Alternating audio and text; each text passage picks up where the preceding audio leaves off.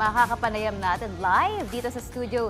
Si Regie Ramirez, isang decorated powerlifter na matagal lang nagko-compete internationally. Magandang hapon, Coach Regie. Thank you for having me po. Okay, Coach.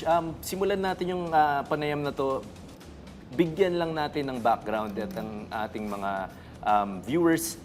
Kailan ba kayo nagsimula at paano nyo na-discover ang powerlifting? Nagsimula ako 2011. Tapos, actually, yung pagpa-powerlifting ko, galing yun sa pamilya ko. Kasi before pa man sa akin, yung auntie ko nag-start na. Very known din po siya. World champion din siya. Tapos yung coach namin pareho, yung uncle ko, yung asawa niya. So, yun po, doon ko po na-discover yung powerlifting sa pamilya ko lang. Kumbaga, family legacy siya, Coach. Opo, kahit po yung mga sisters ko, mga national champion po sila. Pero ang ganda rin, it's a family sport. So, lahat kayo nagbibigay ng tips regarding powerlifting. Pero ito, I'm sure madami sa ating mga viewers nalilito. Ano ba ang difference ng powerlifting and weightlifting? Ang difference po nila is yung klase ng buhat. Kasi makikita nyo po sa weightlifting, most people are mas familiar sila sa weightlifting kasi nakikita palagi yun sa TV. Yun po yung overhead lift. So dalawa po sa kanila, they have clean and jerk and then yung snatch. Sa powerlifting naman po, we have 3 lifts. So that's squat, bench press, saka deadlift. Iba rin po yung pagbuhat sa kanila. Pero for the people who's watching now, it's more of like a brother and sister sport. It's like having a beach volleyball at saka indoor volleyball. That's how similar they are. It's just that they're played differently, but the equipment are nearly exactly the same. Medyo different lang yung specs, pero barbell pa rin tsaka mga plato. So masasabi mo, Coach, na kung marunong ka ng isa, madali lang rin naman mag-transition sa isa pa? Not necessarily. Not necessarily kasi iba yung skill level nila. Pag sinabi natin, but there's a way of like, there's an easy way. If you're a weightlifter, kasi ang taas talaga ng skill level ng weightlifting, flexibility, agility, lahat, it's easy to transition, especially if di na kaya ng katawan mo kasi mas aggressive yung weightlifting when it comes to speed. Everything happens so fast. There's like a certain range of age na kaya pa ng katawan mo yon. But in powerlifting, you can transition from weightlifting to powerlifting because we even have until 90 years old na mga lifter. Wow. Yeah. So it's a sport for all ages. So, pero pag binaliktad natin, powerlifting to weightlifting, depende rin sa edad. Kasi sa powerlifting, medyo mas kailangan mo rigid yung katawan mo nun talaga because you're under with so much weight. Mas malaki yung binubuhat ng mga powerlifter kaysa sa weightlifting. So, yun. Yeah. Na-mention Iba yung yung adaptation. Coach, na mas mabigat yung binubuhat yung weights. And I was just curious, kasi sabi ko nga kanina kay Ralph, when I saw Coach again, sabi ko, si Coach hindi siya yung typical yung maiisip mo na malaki yung katawan for powerlifting. Super fit and then very toned, no? Medyo yung body type ni Coach is hindi bulky. So, is there a particular diet for powerlifting na kailangan yung sundan in order to maintain that? And how do you actually gain your strength? Ano ba yung training routine natin? Actually, it's quite similar to all sports. Meron din kaming weight classes. So, as for us, like for me, as you see, maliit ako kasi may weight class akong kinikip up. May mga ka-height ako, I'm only 59 kilos, but may mga ka-height ako that are weighing up to 90 kilos. So, mas malapad talaga sila. Kasi iba rin yung weight classes nila. And then you can also see other weight classes na, like in my team, they are 120 plus kilos. Kaya siya nag-iiba-iba yung look. But one thing is for sure is that karamihan ng mga nagbubuhat na talaga for a certain time is mga batak talaga yan. Is it palaki o paliit? And then, ang diet naman, similar din to all sports na you have to have that energy and then food to recover properly. And then also, about weight cutting or keeping in that weight, you just have to manage by how much you eat. Yan lang naman talaga. So talagang may diet management. Yeah. Coach, follow up lang ako dun sa question ng partner ko. Yun nga, yung sa diet nyo, sabi nyo meron, it's similar to all sports naman, pero Ibigyan nyo lang kami ng example. Kunyari, mamaya, ano ba itsura ng dinner mamaya? Yes. Ganun. Kasi di ba ang boxer, less carbohydrates talaga sila coming into a game. Yeah. Yeah, there's as you mentioned, yung boxing, tsaka other sport din. There's a certain time or period of your training na bawal na tong carbs, bawal na tong too much this, too much that. Even water you have to cut out. Depende kung gaano ka close sa competition and what weight you need to, either you have to gain or you to lose weight. So, mamaya kung dinner, kasi I have a competition coming but still in August. Right now, what I need is the energy to actually survive in training. Not so critical yet with how much I weigh. So more of how much my body can recover and then exert energy. So later, it's going to be a lot of carbs, and then protein, and then good fats then. So those are my macros. And also, you have to deal with your micronutrients, yung vitamins and minerals. You have to be just complete, but in a way of by how much you eat, basta busog ka lang, and then you cover all the things that your body needs to exert and also to recover. Tama-tama, teammate Raf. Gusto natin, body goals. Tama. Meron kaming goals. Pwede natin kausapin si Coach. Actually, Kaya With our nagsisimula life. yung taon, no, partner? Baka May pwede mga natin New Year's ma-reach yan. resolution Tama. But of course, you are now holding this world record sa World Open Equipped Championships 2024. Can you tell us yung experience mo dun sa competition na ito? Well, first of all, the preparation talaga. It was all about the preparation. The people with me in my training and recovery was a whole another level talaga. Kasi besides sa coach ko na palaging nag-check up on me, I also have now my recovery team. Like they always have, when I feel like pain in any part of my body, my tightness, that you can't properly execute the exercises, they are there to actually fix me. So, yeah, I need my PT. So, may mga PT rin kami. And then, sa pagkain, my partner is always supporting me with the food na, for example, may available na gito, may available na ganyan. Will you want to take this one? It's a better option, this one. So, always been helping me also. And then, my training partners. So, yun, sa gym. Very supportive, ang taas ng moral. And then, going forward, yung feeling naman nun is that when I got that world record, I was just so happy that it all paid off. The feeling of lifting at that moment was just a minuscule. I enjoyed it. I was happy. I was smiling all the way. But it was more of I don't want to disappoint the people who was always there for me. So I took it quite personally that I want to take that record. Speaking of that, besides do sa physical conditioning, gaya na nga ng binanggit yun, there is also mental conditioning. Kasi may pressure Yeah, totally. I have this one. I just have to say this, but I have this. He's like a client in our place. Our name is Space, and he's like a client. He's a client there, and it's all started with we were just talking about the universe and all this, like the possibilities, and then it all came to. He came to be like quite of my sports psychiatrist because he made me imagine myself winning. So you won now. We had this talk. You won now. Now get back. Go back. What did you do to win this one? So he made me think to imagine winning, and then what did I do to win this one? And he also made me think that it made me think the opposite, that I lost. And then why did I lose? So what happened? What did I do? So procrastinating, all those kinds. I imagine myself doing that one, not eating the right kind of food. So it was all in my head. Mentally, that was the pressure, and it wasn't happening yet. It was like 3 months out the competition, but I was already imagining and accepting the result. If I do this or I don't do that, that's it.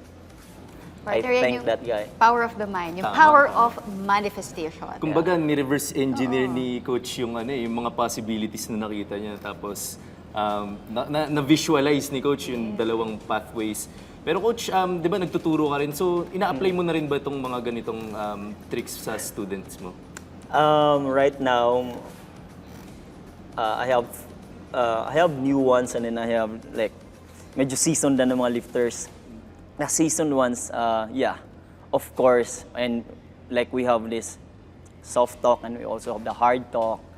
And then for the new ones, it's more of like preventing them to do mistakes that would hinder their career or their lifting, injuries and stuff like that. And also, even with my friends, I have this kind of talk, if whatever they want to achieve in life. So I shared that one, that you have to put yourself there, that you already got it or you've lost it. So what are you gonna do? So yeah, it's part of my life and with all the people around me. Coach, kumbaga dito sa pagka nagko-compete ka sa ganito kataas na level, marami nagsasabi na sa physicality halos pantay-pantay na yan eh. So very fascinated talaga ako dun sa sinasabi mong mental preparation mo. So sa tingin mo sa ganitong level ng competition ba, it all boils down sa mentality? Kasi nga, kumbaga sa physicality, halos Nandun lahat na. yan nandun eh. Oo. Meron lahat eh. I wouldn't say na when you think this way, it's going to happen. It's not really like that. You have to back it up with proper preparation talaga. You have to eat well, you have to train as hard as you can, but still you have to train so smartly because it only takes a little bit of weight shift, wrong decisions, and it could end right here, right now. This year, you're not competing at all.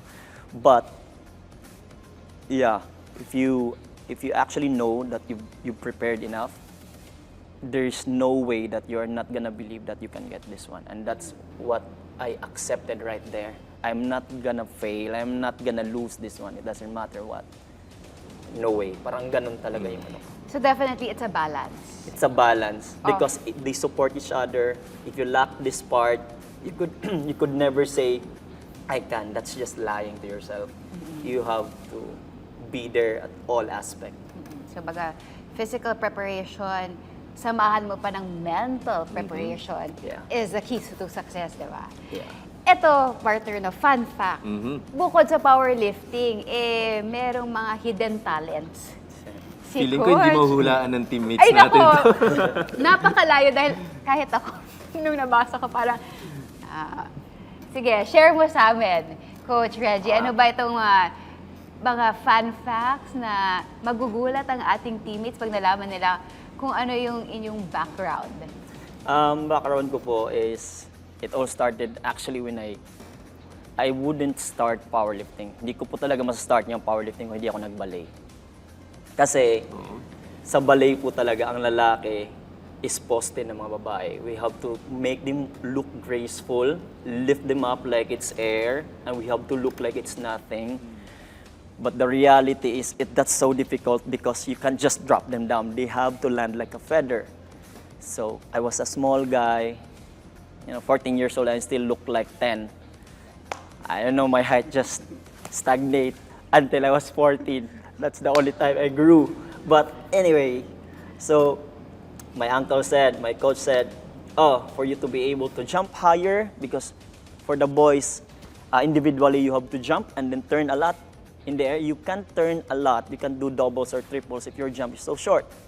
So, sabi niya, okay, you have to get your legs stronger, and it all started from there. And then, I just shifted to powerlifting as years went kasi he just saw that I was a fast learner, and then it all I thank my being a fast learner or the talent that I have got all the techniques so fast is that because of the ballet. So there is no, if they say that you have to face left and this way, everyone has to face left and this way. There's no such thing as my own style like this. No, it's going to be so point that the teacher must see everyone to be that way. So I learned it that way, that hard. So powerlifting, transitioning there I was so happy because everything went so easy. Yeah, and then I have the best coach also. So that's the trivia. Parang worlds apart siya. Ballet, of course, if you envision ballet, it's very graceful. Yeah. Pag sinabi mo powerlifting, very manly ito, very strong. Pero is there a similarity? That's the trick. That's the trick of all the ballet dancers out there. They make you look like it's so easy. They make you look like they're floating, and graceful and they are soft, but it takes a lot of power to make or to get that form steady or to stay in that certain position. It takes a lot of power. Look all of them. So muscular. The boys have huge legs and the girls are so lean. It takes a lot of power. So I would say that the only difference in powerlifting and the ballet is that the sport itself. But the skill set is as needed. Yun. So you wouldn't feel, I never felt that, oh, it's a girly kind of thing, right? Because you're dancing and I'm doing this all, this pirouette and then releves. Nakatights And pa then the yan. tights. And it's like, boys, especially in our country, wouldn't wear any fitting kind of thing because it looks revealing and it's not manly. But ballet can't be any less manly than any other sport.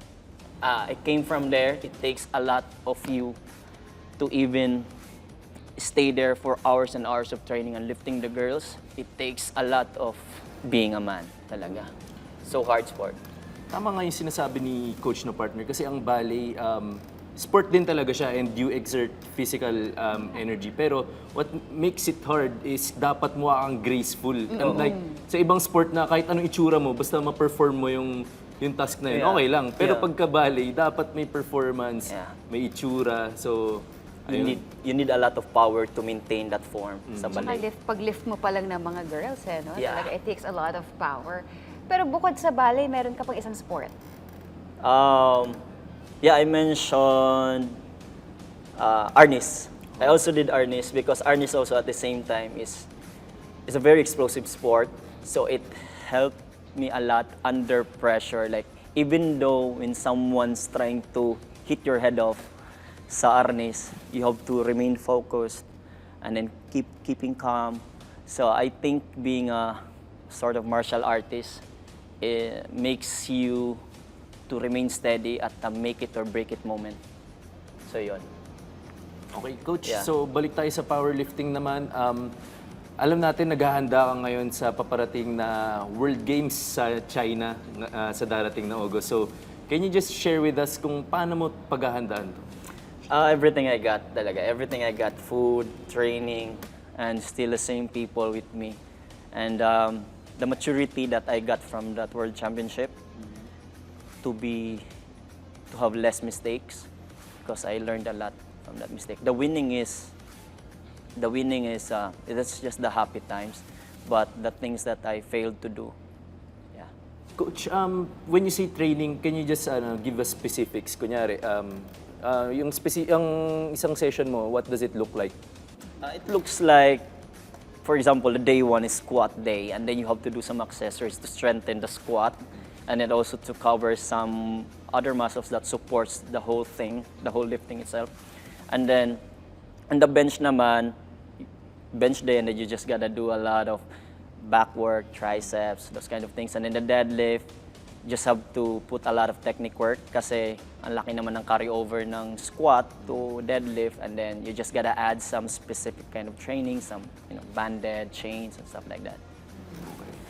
Coach, besides the 2025 World Games, meron ka pa bang ibang pinaghahandaan na tournament? Meron din po, November, World Championship naman po to, so both are worlds. One happens every 4 years and the other one happens every year. This is in Romania naman. So again, the best of the best pa rin sa buong mundo yung mga kalaban ko doon. So yeah, I gotta learn from my mistakes and then get over it and then come back stronger. Coach Regie, bago tayo magpaalam, meron ka bang goal for 2025 siguro sa bilang isang atleta and personally na rin siguro? If anything, is that consistency and to really work on the parts that I need to strengthen and to be good on. And I think also to be more kind, and then also be strict to me and things that I do. At bago tayo magpaalam kay Coach Regie, meron po ba kayong mensahe sa ating mga sports fans and also dun sa mga kabataan na nangangarap na maging parang katulad ninyo? Kung ano man yung gusto mong simulan, anong klase ng sport yan, i-try mo lang talaga. Yun yung pinaka-first mong gagawin is to get there and then do it and then find it